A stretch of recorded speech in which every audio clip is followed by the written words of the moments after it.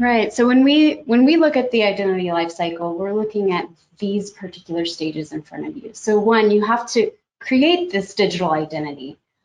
So whether that digital identity is born in an HR system or in your directory itself, you need to have that fully fleshed identity that allows you to then assign the proper access to all of the IT resources that identity will need to use to start getting work done.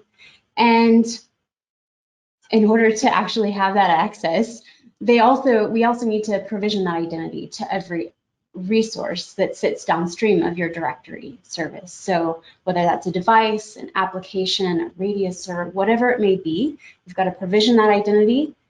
Then you have to manage it, ensuring that user is in good standing, that they maintain proper access as that user changes, as their role might evolve, or as the organization changes.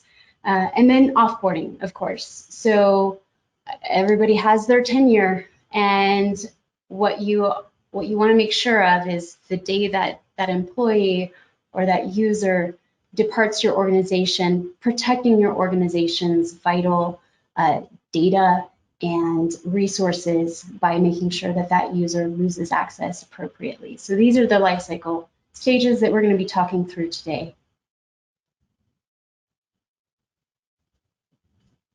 There we go.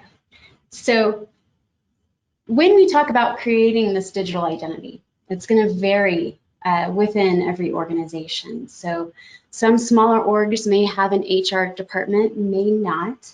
But whomever does the hiring in your environment, you want to make sure that when they're bringing this candidate in, you're gathering the right information about that candidate, about that new employee or end user. And the information that is most vital is probably going to be that information about that user that's going to help make decisions about what they need access to and what levels of access they need. So John's going to get deeper into that in a moment, but you want to make sure you're collecting those appropriate attributes, that they're accurate. And then you need to create a system for translating those identities from that HR function to your directory, your IT directory that you're using to for IAM purposes or what have you. So ideally, if you have an enterprise level HR system of record in use, creating a direct API level integration to your directory service is going to give you a really clean, real-time, hey, this user's created, and they flow directly into your directory. And that allows your IT system to get that user up and running very quickly, right? There's no manual entry. So ideally, you're looking for that API level integration and a real-time sync. That's not possible for everyone. So, there are still ways to leverage APIs through automation if you have access to that. Import tools are also available on most of the directories that you see. So whether that's importing from CSV or from another directory manually, and making sure that you do that on a regular cadence so that you're catching those users as soon as they are created. But basically, you need a systematized method for handing over that user data from wherever they are born into your directory system. And even if that is a form, I've talked to some IT admins that, their IT managers input a form and it lands on their desk. But whatever your method of creating this user, you want to make sure that you have that accurate data and that you maintain accuracy of that data upon import.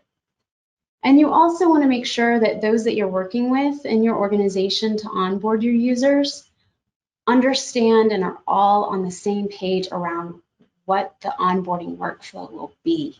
Okay, so talk about that end user experience. What emails are they going to get from what systems? How are you going to get them logged in and connected to that virtual identity? So, if you're working with multiple tools, you want to make sure that you've decided how you want those relationships between tools to interact with your end user to ensure that everybody's on the same page and no piece of the communication is dropped as you get that user into your IT tools. So again, wherever your user is coming from, having it directly pull into that centralized directory service is going to be very important. Please subscribe and check out more content from us.